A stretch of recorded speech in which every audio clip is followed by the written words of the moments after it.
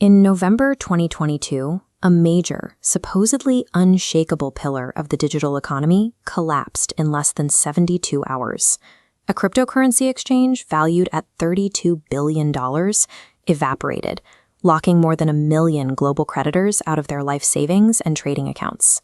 The architect of this empire, Sam Bankman-Fried, had built his public image on the promise of security. He repeatedly assured the public that his platform utilized a proprietary risk engine to safeguard every deposit. The U.S. Securities and Exchange Commission later concluded that this image was a fraud. Regulators found the exchange operated behind a thin, deceptive veneer of legitimacy. That absolute public trust in a supposedly safe platform set the stage for one of the most devastating betrayals in recent history. Immediately following Bankman-Fried's resignation, the company was placed under the control of John J. Ray III. Ray is a veteran restructuring expert who previously managed the fallout of the energy giant Enron. He arrived at FTX with 40 years of experience cleaning up massive corporate bankruptcies. Ray's initial assessment of the crime scene was explosive. He wrote in a court filing, "Never in my career have I seen such a complete failure of corporate controls and such a complete absence of trustworthy financial information as occurred here." For the man who managed the Enron disaster, the internal rot discovered at FTX defied all standard financial logic. The forensic investigation revealed a hidden technical mechanism at the center of the exchange. Co-founder Gary Wang had coded a secret software backdoor into the platform's architecture. When customers deposited cash, their funds were intentionally diverted away from the exchange. Billions of dollars in fiat currency were sent to bank accounts controlled by a separate entity. That entity was Alameda Research, a private crypto hedge fund owned by Bankman-Fried. This secret link allowed Alameda to bypass all of the platform's automated risk mitigation measures. This backdoor created a virtually limitless, undisclosed line of credit. Alameda used these customer funds indiscriminately for private venture investments, large political donations, and personal expenses. FTX functioned as a hidden engine designed from its inception to siphon customer wealth into the private control of its founders. Beyond the digital backdoor, John Ray discovered an internal culture of utter chaos. Executives handled critically sensitive corporate and customer data through an unsecured group email account.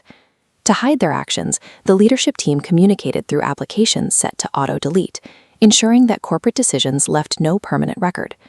The company's disbursement process was equally informal.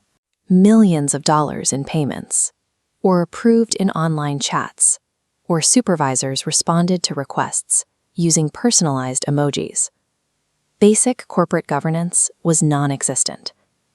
Many of the legal entities within the FTX group never held a single board meeting.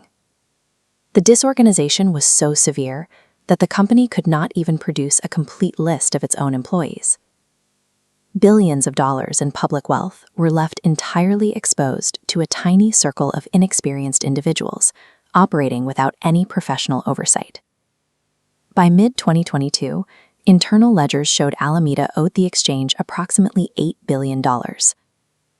Investigators traced that missing wealth from the digital realm to physical luxury in the Bahamas. While regular customers were unable to access their savings, Bankman-Fried and his inner circle were living together in a multi-million-dollar luxury penthouse. Legal findings identified dozens of Bahamian properties purchased directly with FTX corporate funds.